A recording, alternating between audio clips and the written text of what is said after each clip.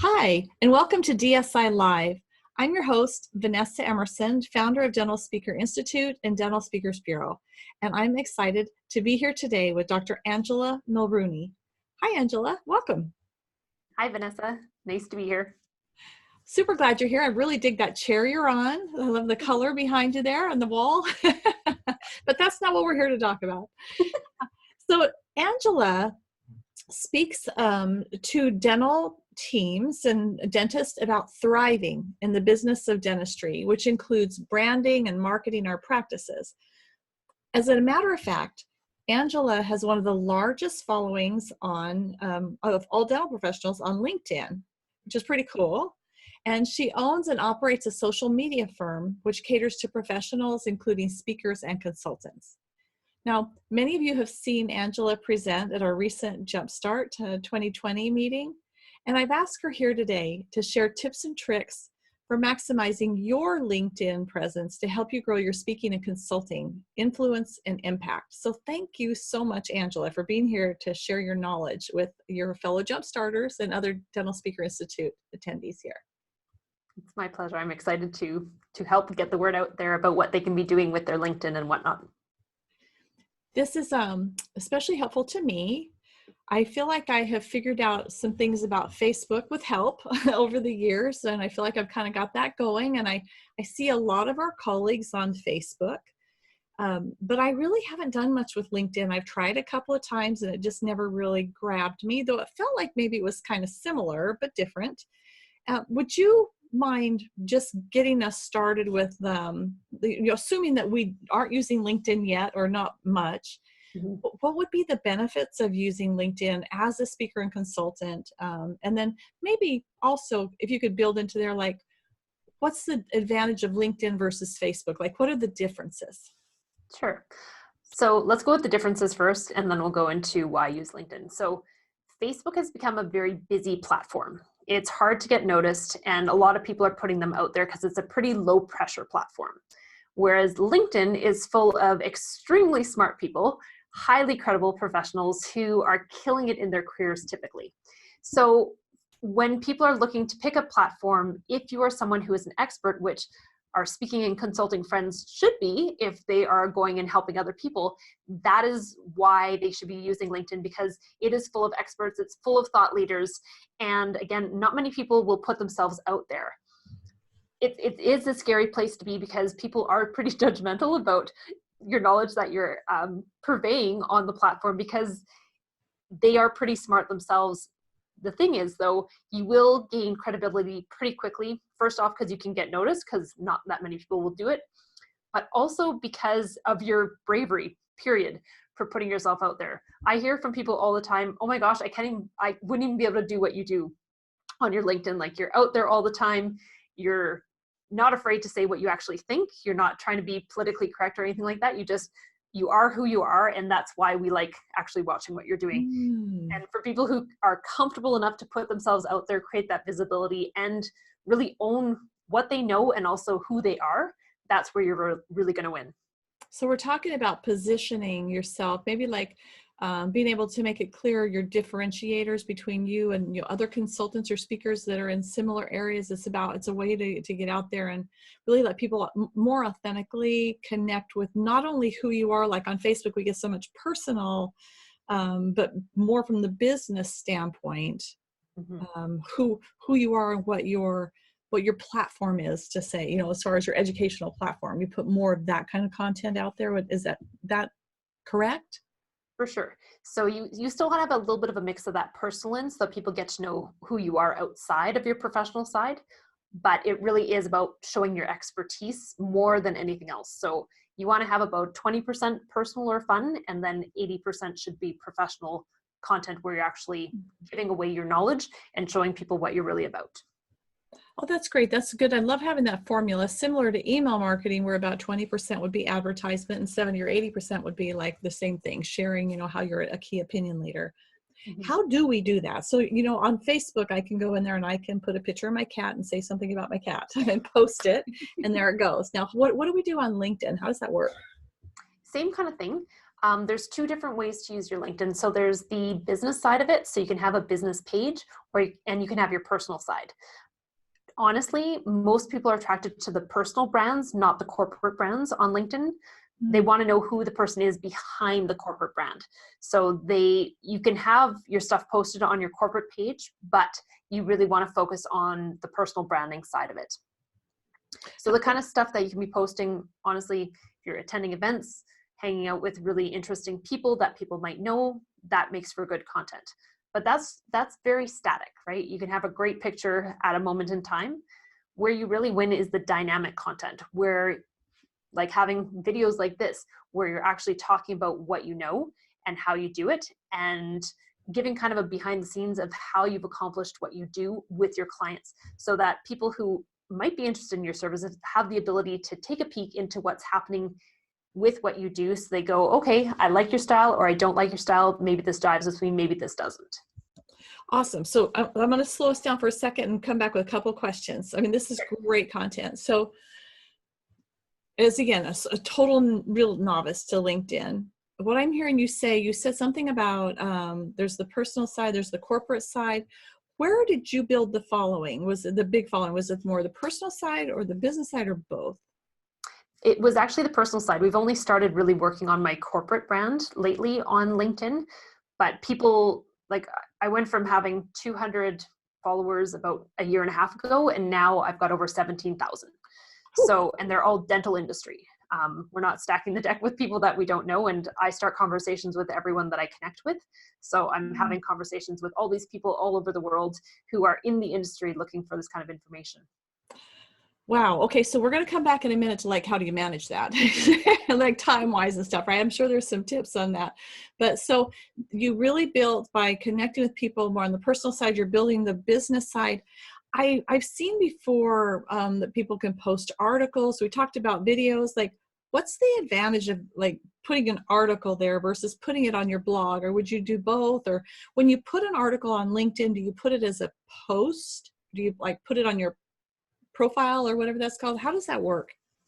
Okay, so LinkedIn likes thought leaders. So being a writer is part of being a thought leader. So you can post all the videos you like night and day, and you will get recognition by the algorithm because people are engaging with what you're doing. Like, for example, my stuff, we usually get 2 of our posts trending every week for a certain topic.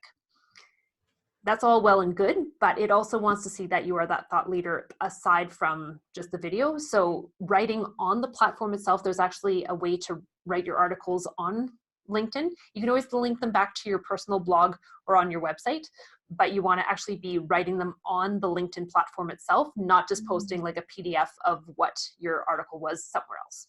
And that shows up in, I don't know if it's called the profile, or it shows up in your personal information. Yeah, so you can, when people search through your profile, they can look up all your posts and all your activity, or they can break it up by articles,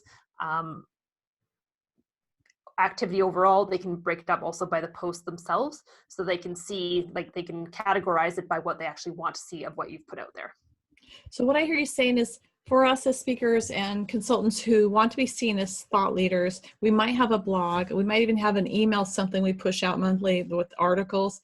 Well, what would make sense is to put it there. Like, even if you were to copy and paste and put it in, it just needs to like live there. So what I hear you saying, you could always link back to your blog. You can still push it out via email, but this is one more way to take that content you've already developed and repurpose it and really help maximize your time and efforts there.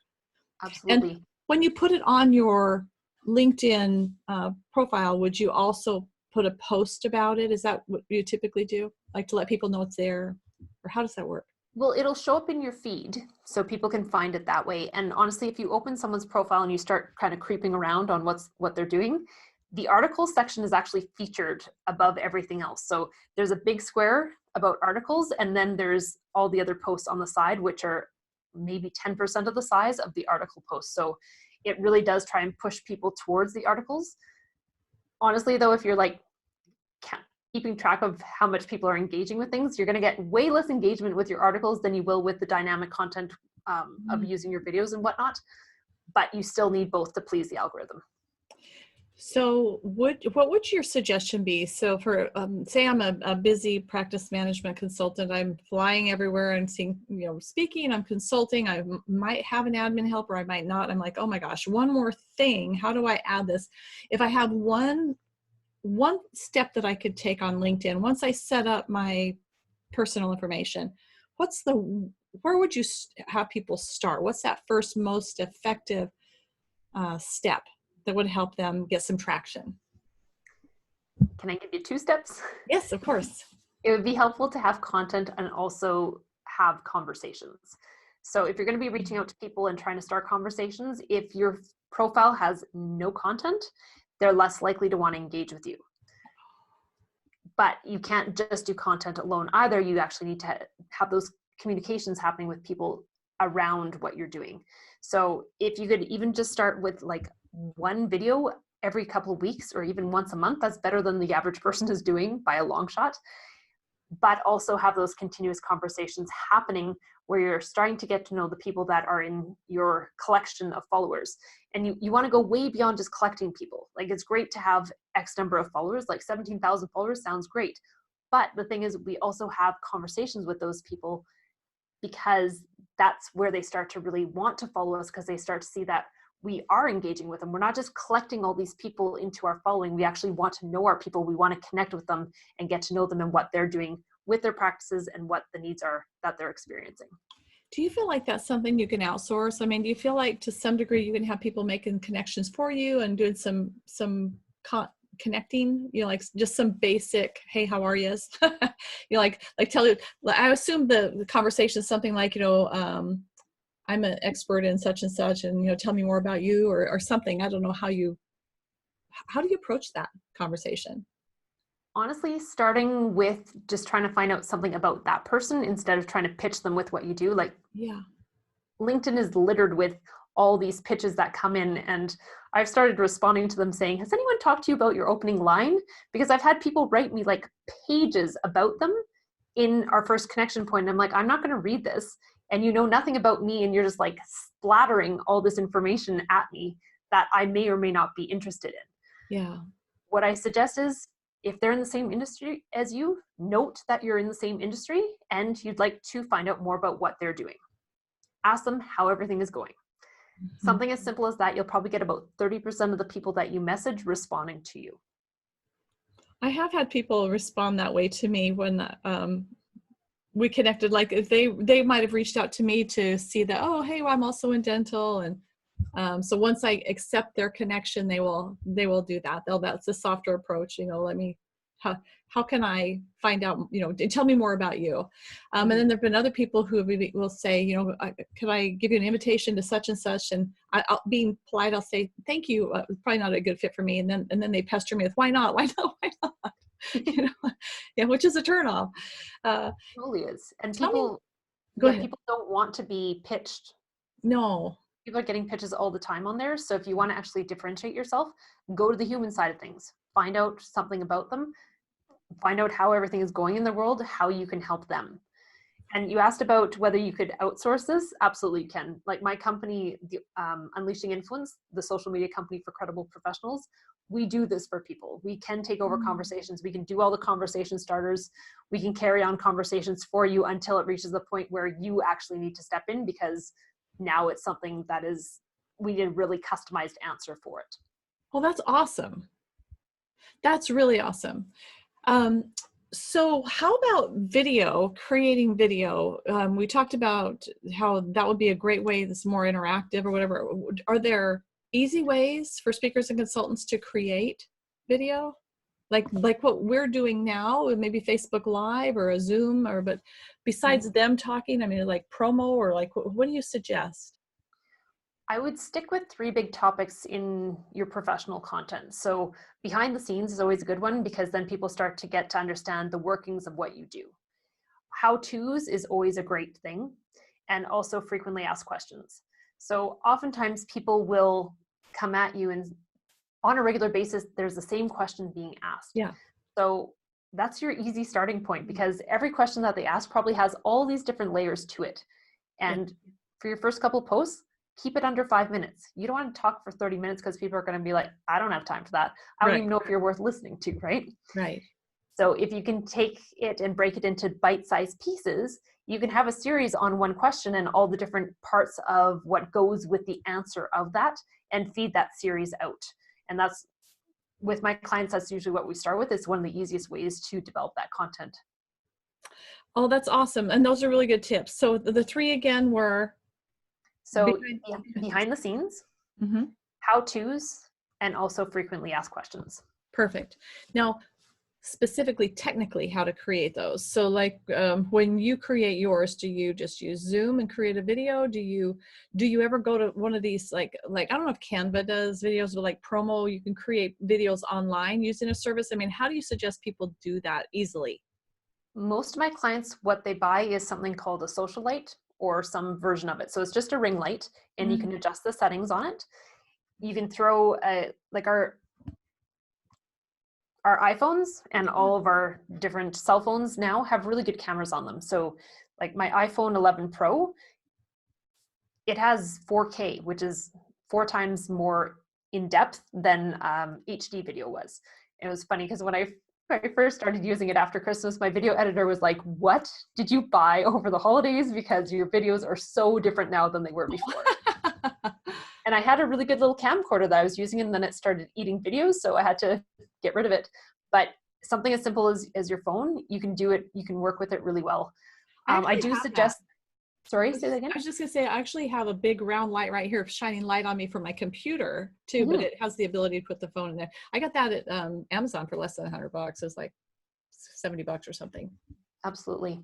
And I would get a microphone as well. Like if you can get a little lapel mic or get a mic, I don't have my big one down here. It looks like a giant sausage.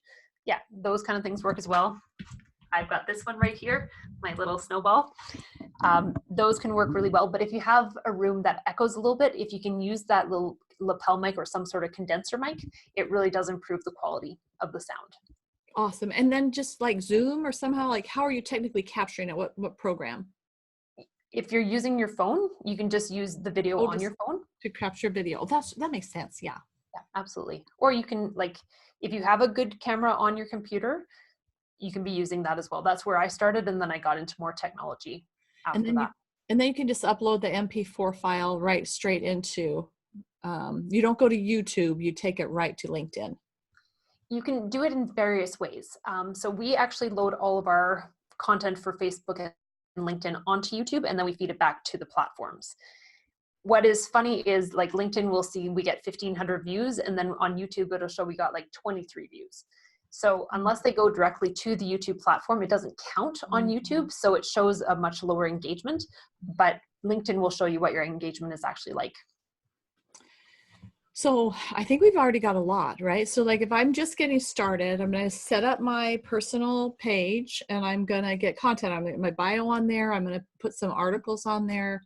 I'm going to create a video or two, and I'm going to start posting. And if I'm feeling like I see value in this, but I just know I don't have the time to keep up with it, we're going to reach out to somebody like your social media company to help us be able. And I actually have someone right now working on a project for me through LinkedIn, who is a contractor who's going through and making some introductions and trying to help me get people ultimately to aware of some of the workshops that I'm doing. Right. So I think that there's a way for you to get help out there. So don't feel like, oh, I just can't do it. It's too much. Once they get started, is there a next step without overwhelming us? Because if we're just barely starting, we're already feeling like, oh, that's a lot, right? So what would a next step be? Is it just really just keep walking down that path and keep taking those steps? Keep walking down that path. Start looking at increasing your hashtag use as well. So I'm not saying like plaster your posts with a bunch of hashtags, but start getting specific about your hashtags. That's where LinkedIn didn't used to be a hashtag platform, but now it is. So if you're being very specific about your topics, now people are searching via hashtags for the different topics. And if you are clear, if you're picking a good one for what you're actually presenting, then eventually if you have enough engagement, you'll start trending for those hashtags as well, which increases, it bumps you up on the algorithm to show your stuff to more people who already follow that hashtag.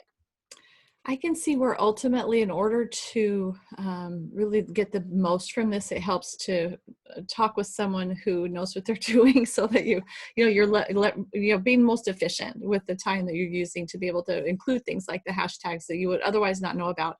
Now, another question about the differences between Facebook and LinkedIn. I've done a fair amount of advertising on Facebook where I pay to boost a post. What are your thoughts there about advertisements in LinkedIn? Honestly, I think you can kill it on the platform without having to use your advertisements when you're developing your personal brand, which our speaker and consulting friends, that's what you're trying to do. You're building a personal brand. You're not trying to build a corporate brand. So if you are willing to invest the time and get that content out there regularly, get engaging with people, you won't have to be using advertisements. Like in a year, I got 6 figures worth of work out of my LinkedIn. Wow. Just by putting in the effort. And that was me doing it by myself. Wow. Now I have a team who helps me with all that stuff because my social media machine has grown into this monster of a thing. But you can actually kill it on this platform, again, without spending a dime. It just takes a little bit of effort to put the information out there that you want to be purveying to the public. That's really awesome. Now, I know you have a new book coming out soon. Tell us a little bit more about that. So the new book is called Unleashing Influence.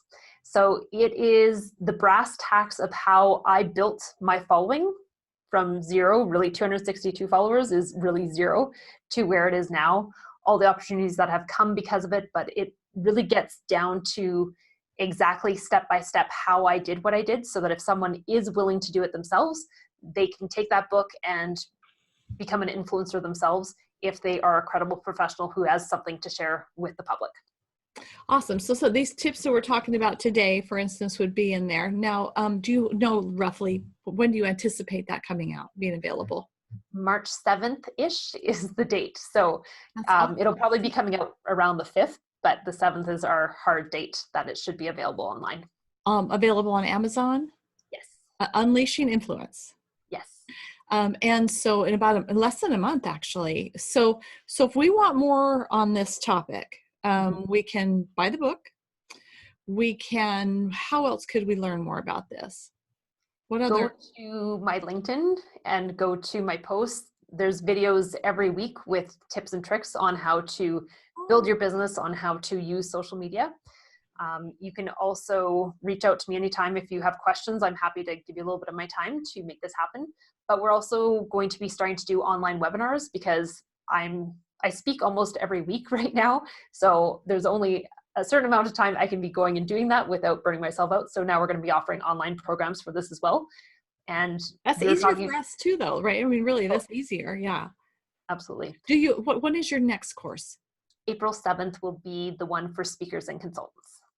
Oh, awesome. So April 7th, can you tell us a little bit more about that? How long is it? When is it? Is it during the day? Is it in the evening? It'll be in the evening starting at 6:30 Mountain Standard Time. Okay. And it will be an interactive one. So it's not pre-recorded, it'll be recorded live. Awesome. So as questions come in, we can be dealing with that. And yeah, it'll be hosted on Zoom, and I'll be putting out information about how you can actually get tickets to it so that you can be part of the online webinar when it's available. That's awesome. So in the meantime, if they wanted to get more information or get their name on the list to be, to be able to register, the email I have for you is info@unleashinginfluence.com. Yes. info@unleashinginfluence.com. And in the subject line, you would put social media masterclass to be able to connect with Angela on that. And she can get you connected with the registration and how that whole thing works. How else can they engage with you? I know you have your social media company. Do you do any kind of coaching? Like if I wanted to hire you to help me get set up, is that the kind of thing you guys do through your firm? Yes. So if people are wanting to kind of learn to do it themselves, we do offer coaching for that. If they want us to take over the whole thing and create their social media machine where they only need to give us an hour of their time with helping to create content, and then we run the rest of it, we do that as well. That's really helpful. It just feels to me like it's something for years I've thought, I know I need to do more. And people say, you really should be more active on LinkedIn. I'm like, yeah, but when, right? We all all of us here at listening to this video are going to be entrepreneurs that are just up to here with like stuff we've got. Our inboxes of 200 emails. I mean, like, when do you go learn a new platform? So I love that you're offering this. I haven't seen this before, where you'd really be able, it's like taking us by the hand and being able to say, well, here's what you need to do. Because Facebook wasn't hard. It was just a matter of like figuring it out, like what we're supposed to do. And I think, and I anticipate with LinkedIn it's similar, but it feels like the payoff could be way bigger. Yes, 100%. When anyone asked me if I was going to pick one of the platforms out there, what would you suggest I pick? LinkedIn is always my top pick, by far. Awesome. Well, before I ask you, I was just about to ask you if there's anything I should have asked you that I haven't. I'm going to ask you that in a minute, because I know that I wanted to announce, dun, da, da, drum roll, that we've asked Angela to come and be a faculty member at Dental Speaker Institute, and to be able to offer her programs on the curriculum that we're developing. We also have asked her to come and speak at Jumpstart next year. And for those of you who saw her amazing performance on our last day in the speaker spotlight, if you haven't, be sure you do yourself a favor. Go to Dental Speaker Institute, look her up as a member, Dr. Angela Mulrooney, and the video is there. And so I'm gonna gush about you for a minute so you can just sit there and take it in. But really, your poise and your presence and the way you performed your like TED Talk length presentation for us was impeccable. And you could have heard a pin drop in that room. And for me, sitting at the back of the room watching, every head was turned, and it was just, Angela, you had pulled us in. And for those of you who are watching this and or can comment here on Facebook below, please comment and tell us your thoughts, because I know when I posted about it before, people were like, yes, it was amazing. Some of the comments that came back to me after were your movement and the poise and the way you held yourself and the confidence. And I think probably some of that comes from many years of dancing and being a champion dancer. And so I'm so excited that we're going to be able to have a concurrent session next year where you can share with our speakers some tips to help them with their poise and their presence and it's a presentation skill, right? Tell us more about that. Now that I've just said a lot about it. No, tell us more. What are you thinking there? Give us an idea of what we could expect in that session. Sure. Well, a big part of my background is dancing professionally, and I'm a professional choreographer as well. I own a dance company in my city. And so when I'm creating speeches, I'm thinking of it like a choreographer, not just in the words, but in the movement that can accompany it and support it, so that you create this visual story that sucks people in, that they would be feeling something from it, even if they aren't hearing the words. And it is a skill that I teach my dancers. All my dancers are grown-ups. A lot of them have never danced before in the amateur company. And so they learn how to be able to draw people into their world with their movement, with even just a slight movement can actually create an emotion in the audience. And that's what I teach them. And that's what we'll be teaching your students as well at Jumpstart next year. Oh, thank you. I'm so excited for that. It's going to be really a unique presentation, one that you guys won't want to miss. Okay, so before we wrap up, is there anything I should have asked that I didn't? Can you think of anything we want to leave our listeners with? No, I think we covered things off pretty well. So good job asking the right questions. Awesome. So as a reminder to everyone, be sure you reach out to Angela at info@unleashinginfluence.com if you're interested in the masterclass, the social media masterclass, which will be online, like through your own computer. I think did you say hour and a half roughly on April 7th in the evening to April 7th, and she'll be able to connect you with registration and get you more details on that. It is interactive, it's not recorded, and it's a real special opportunity to be able to be there live with Angela. And I think that's pretty much it. The book coming out in less than a month on Amazon, Unleashing Influence. Again, the same email, info@unleashinginfluence.com. Get that memorized to find out more about the book. Will be available there. And thank you again for being here and sharing with us today, Angela. It was really a delight to spend time with you. My pleasure, Vanessa. It's always great to hang out with you. Thank you. And I'm going to have to get me a chair like that and a wall like that when I compare and contrast my cat wall. All right. Until next time, everyone be well. And thanks again for tuning in. Bye-bye. Bye.